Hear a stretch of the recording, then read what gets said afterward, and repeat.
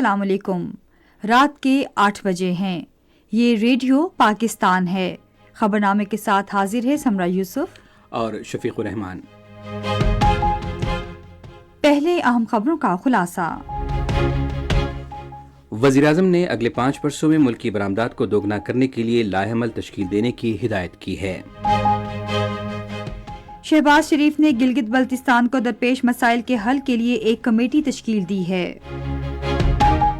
وفاقی دارالحکومت اسلام آباد، پنجاب اور سندھ سے خالی نشستوں پر آج 19 نئے سینیٹرز کا انتخاب کیا گیا۔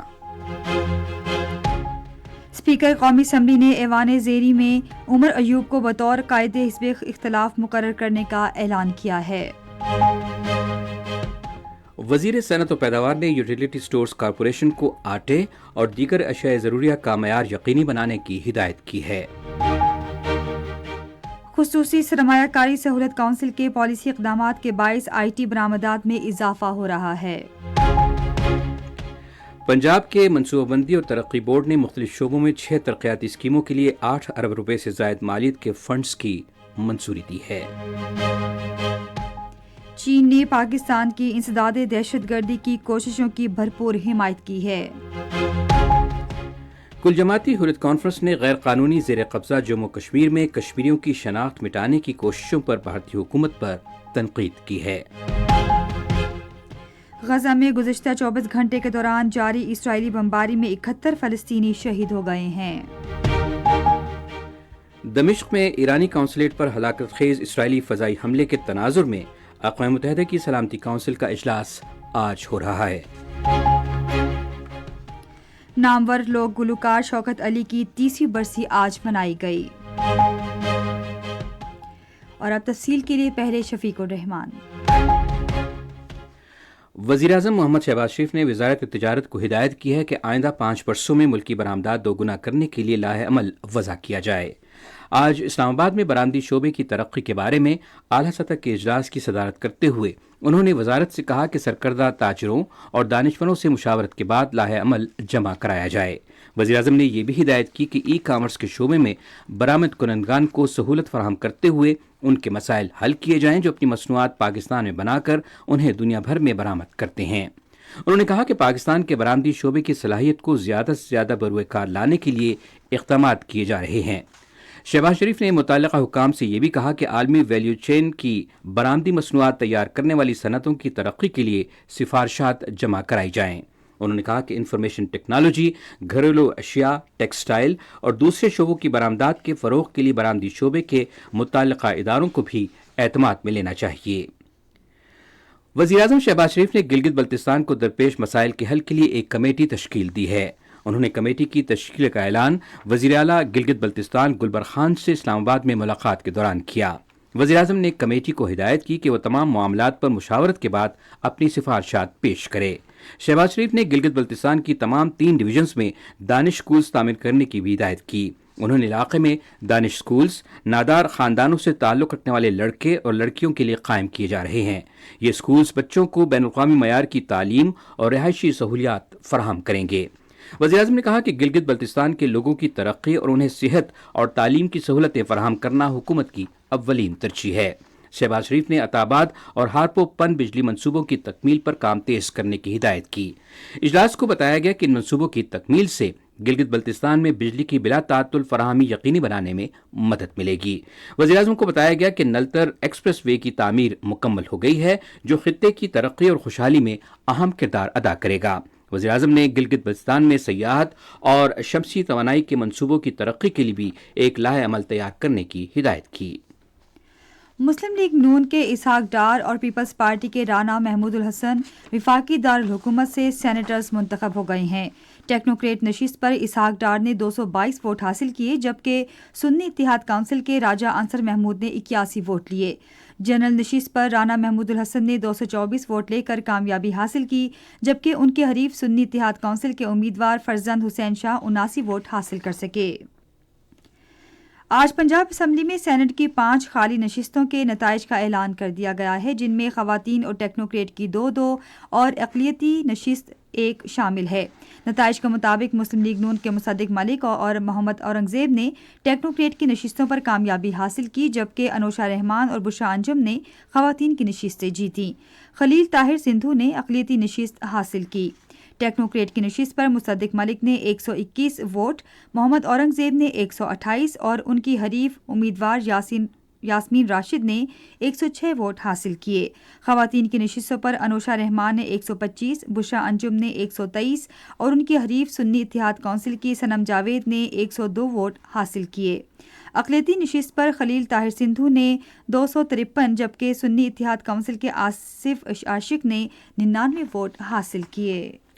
پاکستان پیپلز پارٹی سینٹ انتخابات میں سندھ میں سب سے زیادہ 10 نشست سے لے کر فتح حاصل کرنے والی بڑی پارٹی کے طور پر ابھر کر سامنے آئی ہے، جبکہ دیگر 2 نشستوں پر ایم کیو ایم اور 1 آزاد امیدوار کامیاب ہو گیا ہے۔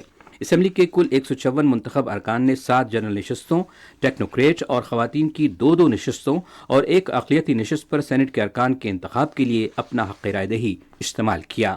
نتائج کے مطابق پاکستان پیپلز پارٹی نے 5 جنرل نشستوں اور ٹیکنوکریٹ اور خواتین کی تمام نشستوں پر کامیابی حاصل کی، جبکہ 1 جنرل نشست ایم کیو ایم اور 1 آزاد امیدوار نے حاصل کی۔ پیپلز پارٹی کے جنرل نشستوں پر کامیاب ہونے والے امیدواروں میں دوست علی جیسر، کاظم علی شاہ، مسرور احسن، اشرف جتوئی اور ندیم بھٹو شامل ہیں۔ خواتین کی نشستوں پر قرۃ العین مری اور روبینہ قائم خانی، ٹیکنوکریٹ کی نشستوں پر سید سرمد علی اور بیرسٹر ضمیر گھورو اور اقلیتی نشست پر پنجومل بھیل نے کامیابی حاصل کی۔ 1 نشست ایم کیو ایم کے امیدوار عامر ولی الدین چشتی نے حاصل کی، جبکہ 1 جنرل نشست پر آزاد امیدوار فیصل واوڈا نے کامیابی حاصل کی۔ الیکشن کمیشن نے مخصوص نشستوں پر کامیاب ارکان کی حلف برداری تک خیبر پختونخوا میں سینٹ انتخابات ملتوی کرنے کا فیصلہ کیا ہے۔ مزید تفصیل ہمارے پشاور کے نمائندے جوہر علی سے۔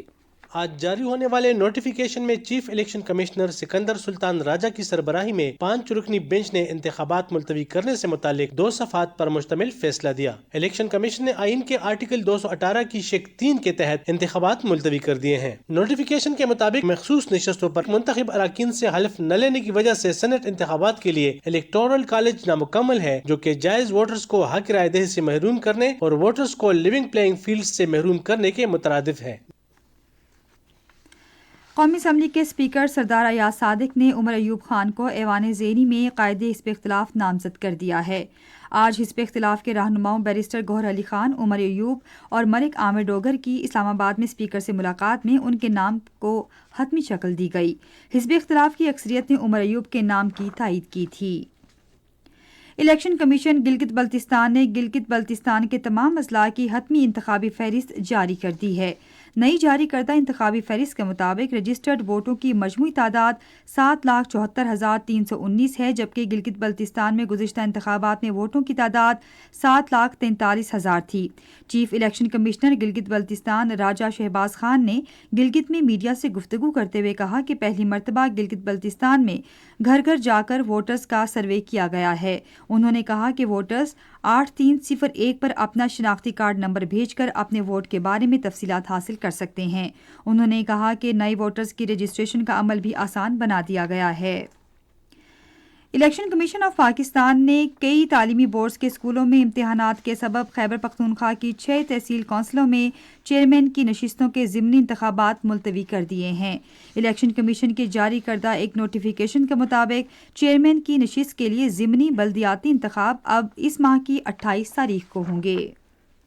یہ خبریں آپ ریڈیو پاکستان سے سن رہے ہیں۔ اسپیکر قومی اسمبلی سردار ایاز صادق نے آج اسلام آباد میں صدر مملکت آصف علی زرداری سے ملاقات کی اور پارلیمانی اور قانون سازی کے حوالے سے امور پر تبادلہ خیال کیا۔ اسپیکر نے صدر کا عہدہ سنبھالنے پر آصف علی زرداری کو مبارکباد بھی دی۔ قانون انصاف کے وزیر سینیٹر اعظم نذیر تارڑ نے کہا ہے کہ عدلیہ کی آزادی کے مسئلے کو سیاسی رنگ نہیں دینا چاہیے۔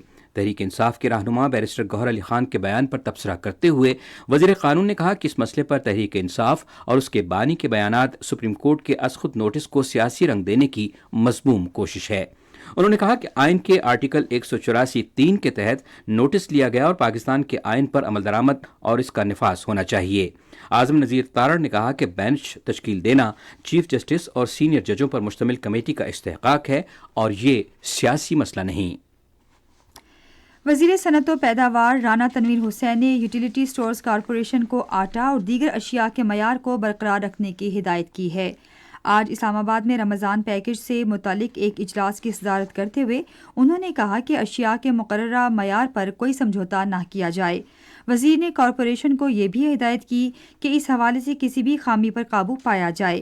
وزارت کے ترجمان کے مطابق رمضان پیکج کے لیے 12 ارب 50 کروڑ روپے مختص کیے گئے ہیں۔ اس پیکج کے تحت 1 کروڑ سے زائد 10 کلو آٹے کے تھیلے تقسیم کیے جائیں گے، جن میں سے 82 لاکھ تھیلے تقسیم کیے جا چکے ہیں۔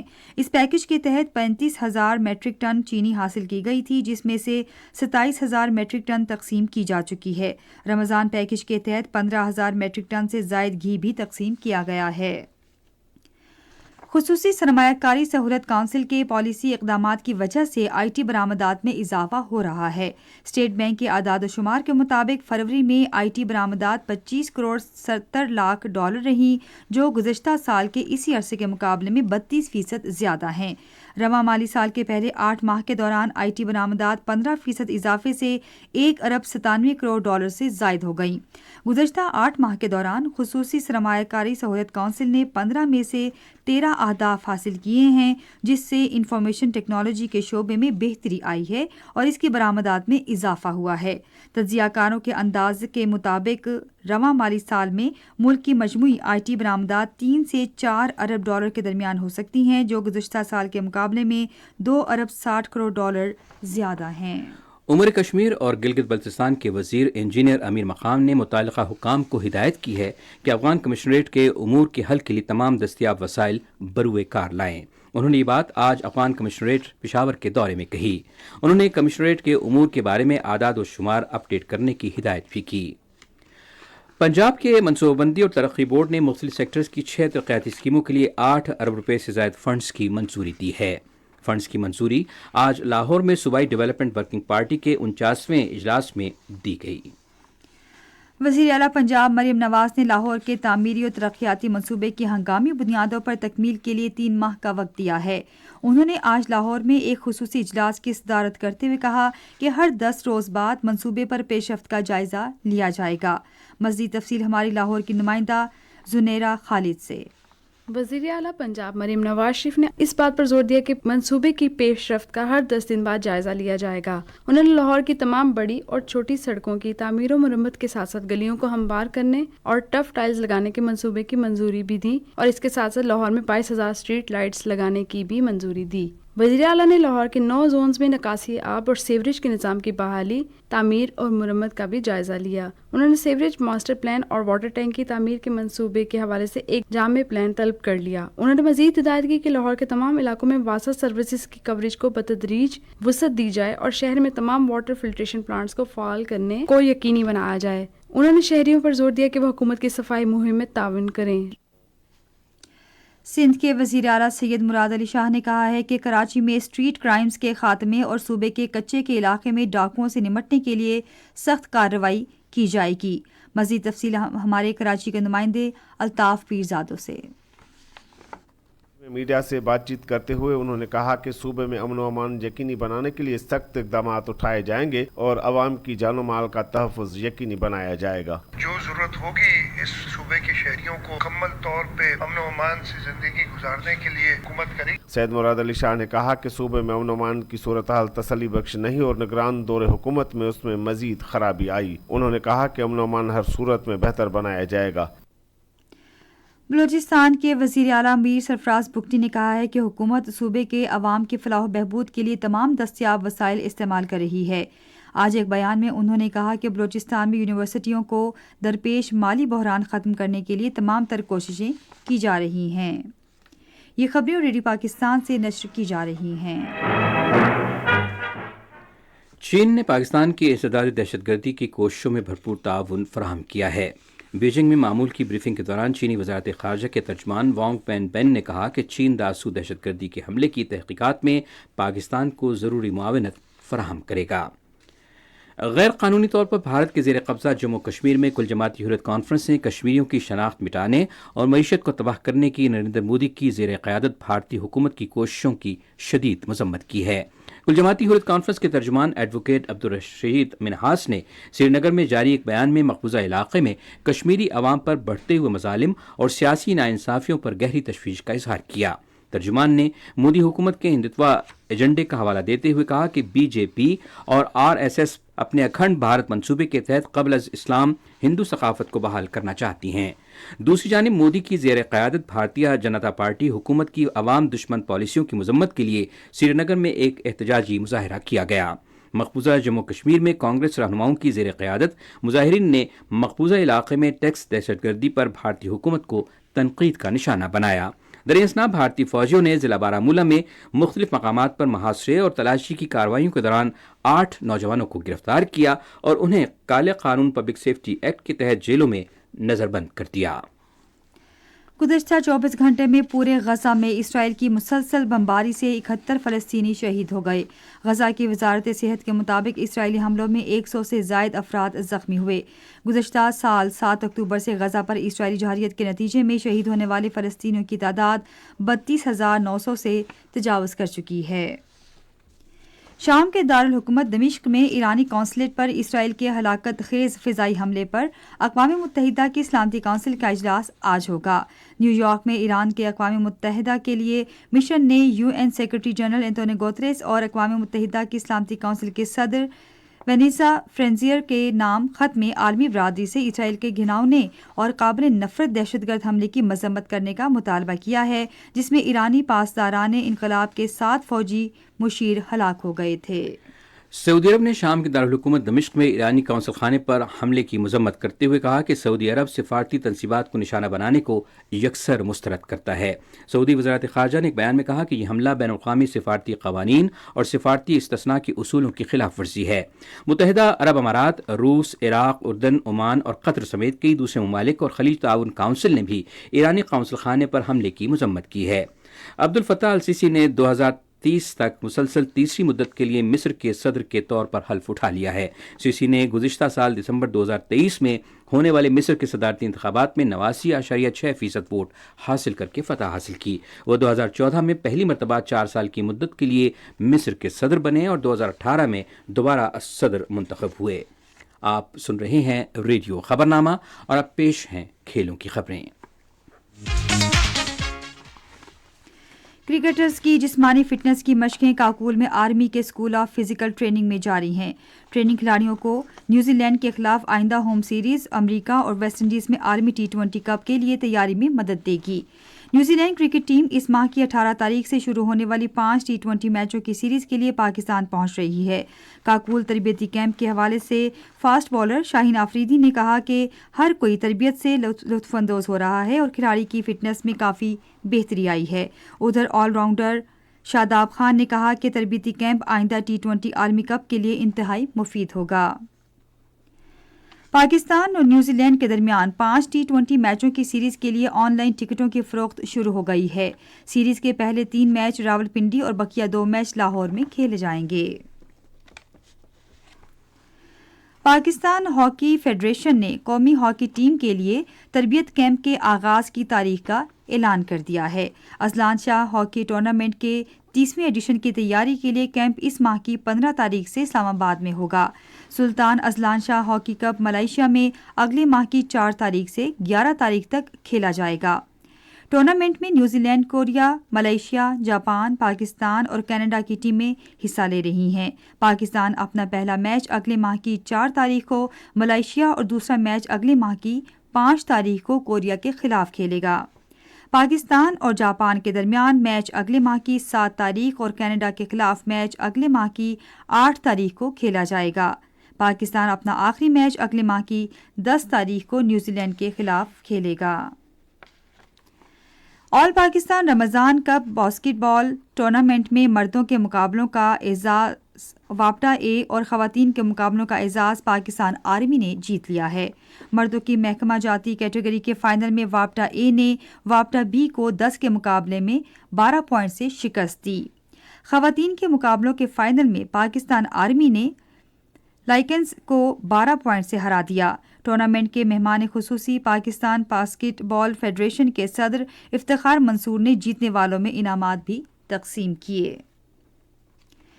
پشاور پریس کلب نے رمضان نائٹ سپورٹس گالا کا انعقاد کیا، جس کا مقصد صحافیوں میں صحت مندانہ سرگرمیوں اور ان کی فلاح و بہبود کو فروغ دینا ہے۔ سپورٹس گالا کا ایک مقصد صحافیوں میں کھیلوں اور تفریحی سرگرمیوں کو بھی فروغ دینا ہے۔ سپورٹس گالا میں تقریباً 200 صحافیوں نے مختلف کھیلوں میں حصہ لیا۔ اور اب جانتے ہیں تجارتی خبروں کا احوال۔ وفاق پاکستان ایوان صنعت و تجارت کے صدر عاطف اکرام نے کہا ہے کہ صنعت کاروں نے ملکی برآمدات کو $100 ارب تک بڑھانے کا ہدف مقرر کیا ہے۔ انہوں نے یہ بات آج اسلام آباد میں ایک پریس کانفرنس میں معاشی ویژن 2030 کا اجرا کرتے ہوئے کہی۔ عاطف اکرام نے کہا کہ FPCCI ملکی معاشی ترقی کے لیے مشاورت فراہم کرنے کے حوالے سے ایک تھنک ٹینک قائم کر رہا ہے، جس کا مقصد معیشت کی تنظیم نو کرنا ہے۔ یہ تھنک ٹینک دانشور، تاجروں، صنعت کاروں اور ماہرین تعلیم پر مشتمل ہوگی۔ پاکستان اسٹاک ایکسچینج میں آج تیزی کا رجحان دیکھا گیا۔ KSE 100 انڈیکس 89 پوائنٹس کے اضافے کے بعد مارکیٹ کے اختتام پر 66,886 پوائنٹس پر بند ہوا۔ مجموعی تجارتی حجم 239 ملین سے زائد حصص ریکارڈ کیا گیا، جبکہ کل 238 ملین سے زائد حصص کا لین دین ہوا تھا۔ آج ورلڈ کال ٹیلی کام کمپنی کے سب سے زیادہ 32 ملین سے زائد حصص کا کاروبار ہوا۔ آج مجموعی طور پر 342 کمپنیوں کے حصص کا لین دین ہوا، جس میں 160 کمپنیوں کے حصص کی قیمتوں میں اضافہ، 153 میں کمی، جبکہ 29 کمپنیوں کے حصص کی قیمتوں میں استحکام دیکھا گیا۔ ہال مارک لمیٹڈ کمپنی کے حصص کی قیمتوں میں سب سے زیادہ $39.60 کا اضافہ، جبکہ پاکستان ٹوبیکو کے حصص کی قیمتوں میں $47.85 کی کمی ہوئی۔ نیشنل بینک کے اعلان کے مطابق روپے اور دیگر غیر ملکی کرنسیوں کے درمیان شرح تبادلہ یہ رہی۔ امریکی ڈالر قیمت خرید $276.03 اور قیمت فروخت $276.53۔ پاؤنڈ اسٹرلنگ قیمت خرید $347.99 اور قیمت فروخت $348.64۔ یورو $297.60 اور $303۔ سعودی ریال $73.53 قیمت خرید اور $73.68 قیمت فروخت۔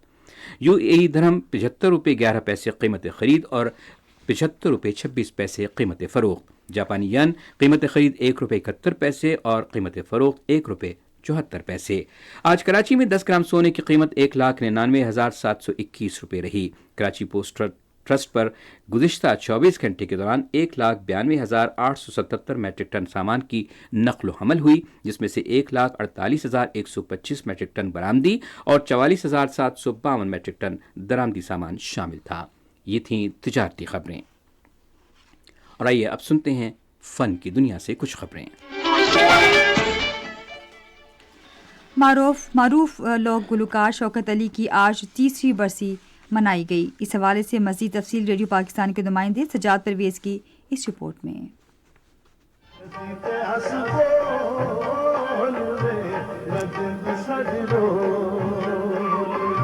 یہ ملکوتی آواز تھی معروف فوک گلوکار شوکت علی کی۔ شوکت علی 3 مئی سن 1944 کو لاہور کے علاقے بھاٹی گیٹ میں پیدا ہوئے تھے۔ انہوں نے موسیقی کی ابتدائی تعلیم اپنے بڑے بھائی عنایت علی سے حاصل کی۔